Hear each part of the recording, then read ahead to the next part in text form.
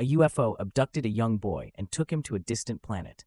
Years later, the child returned to Earth, equipped with newfound knowledge, only to discover that the world had changed dramatically during his absence. This is where the film's action picks up. The story begins on July 4, 1978, in Fort Lauderdale, Florida, during the Frisbee Dog Championship.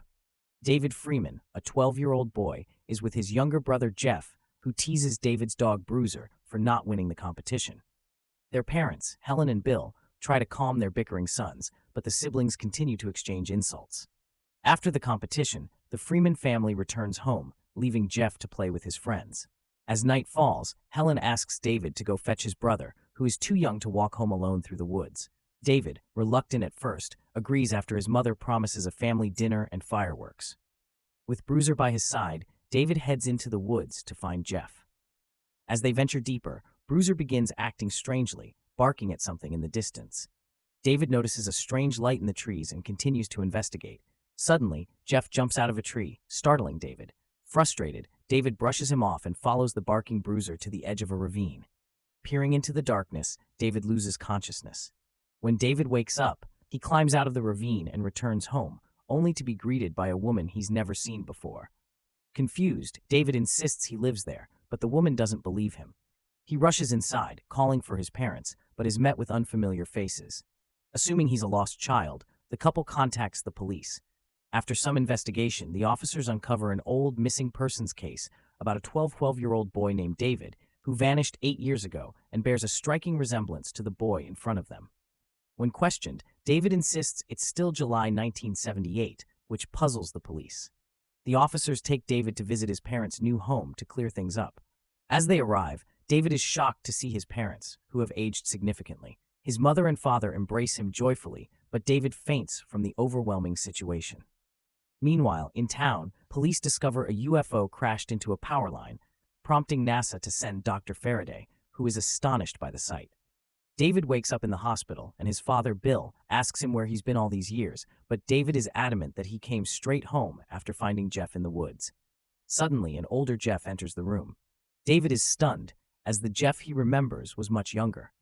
Jeff apologizes for scaring him that night in the woods, explaining how he blamed himself for David's disappearance. He also reveals that their parents never gave up hope and continued to believe in a miracle. Jeff then tells David the shocking truth. It's now 1986, and 8 years have passed since that fateful night in the woods. David's parents return to his hospital room and inform him that doctors want to keep him for a few more days to conduct thorough tests.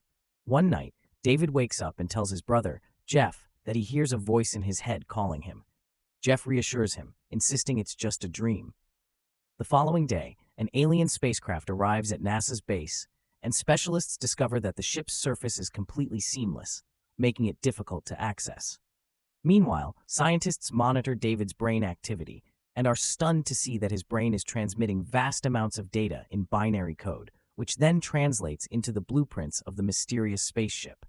These findings are sent to NASA, and Dr. Faraday quickly approaches the Freemans, asking to take David for further study.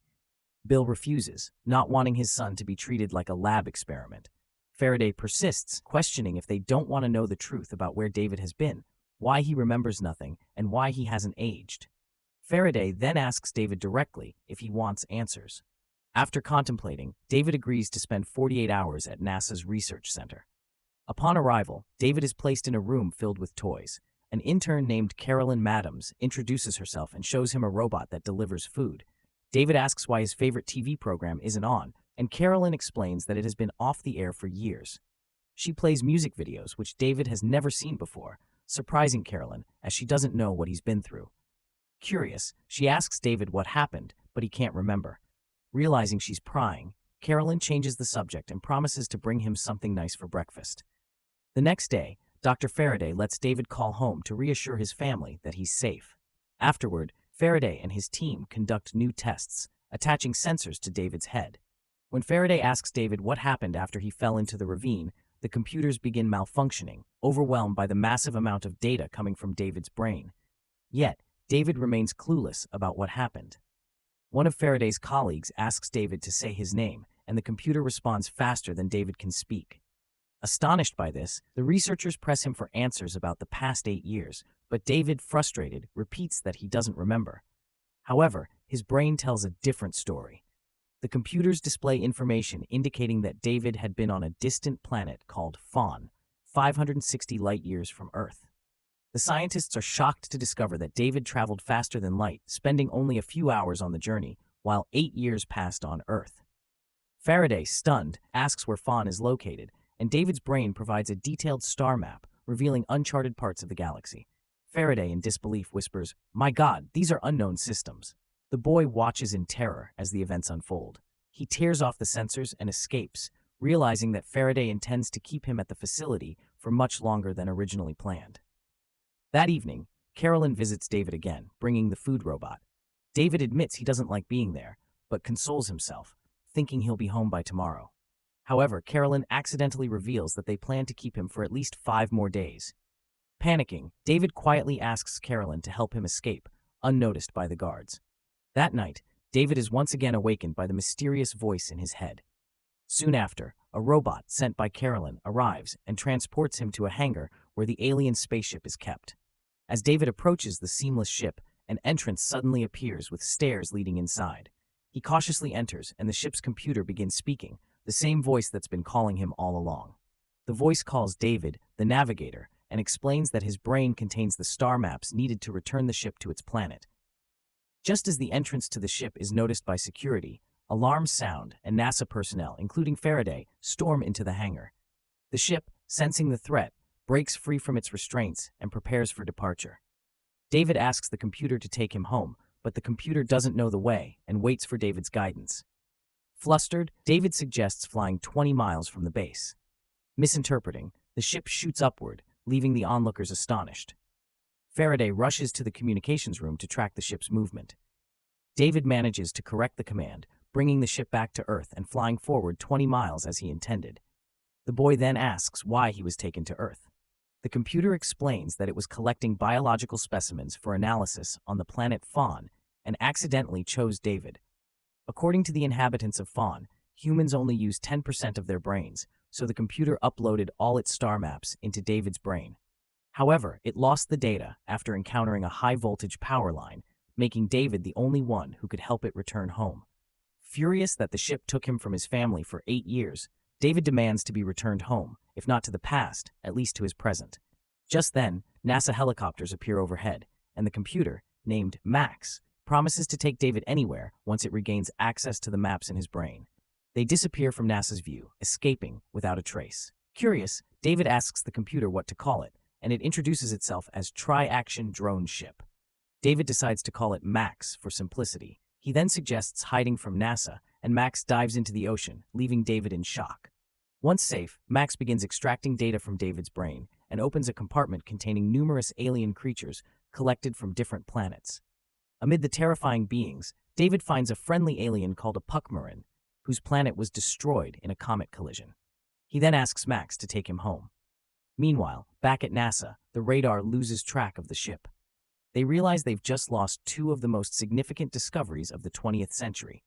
Suddenly, David's father calls Dr. Faraday to ask about his son, but the doctor doesn't admit that David is missing.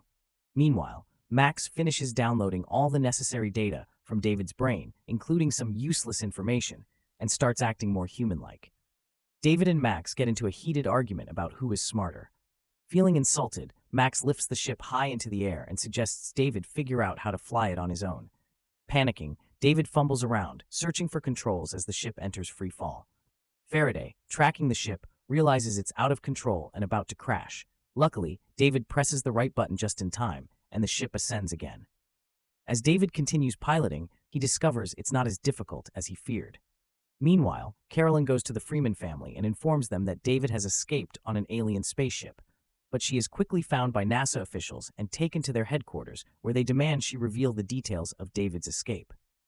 Meanwhile, David and Max suddenly find themselves in Tokyo, where excited crowds film the UFO.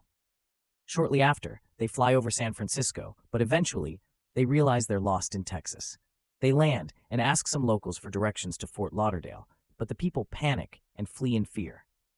Curious about the sounds he heard from the people, Max asks David what it was. David explains it was music, and Max immediately wants to hear more. David tunes the radio, and soon they pick up some music, much to Max's delight. On every news channel, reports of the UFO dominate the headlines, with researchers noting its return to Florida. David convinces Max to stop at a gas station so he can call home. As curious onlookers gawk at the hovering spaceship, David calls his brother Jeff, who warns him that NASA agents have swarmed their home. David asks for directions, but Jeff's descriptions don't help, so he promises to send a visible signal.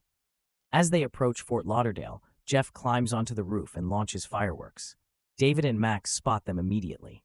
Feeling relieved, David bids farewell to Max, admitting that he's enjoyed their time together. However, just as he prepares to tell his friends about the adventure, he remembers they've all grown up while he hasn't. Max offers to take David back 8 years, but warns it's extremely dangerous. As they near David's home, he sees NASA's vehicles and realizes he can never live a normal life with them hunting him. Determined, David steps outside the ship, but quickly realizes that he doesn't belong in the present anymore. He tells his parents goodbye, returning to Max and asking him to attempt the risky time travel despite the danger of vaporization.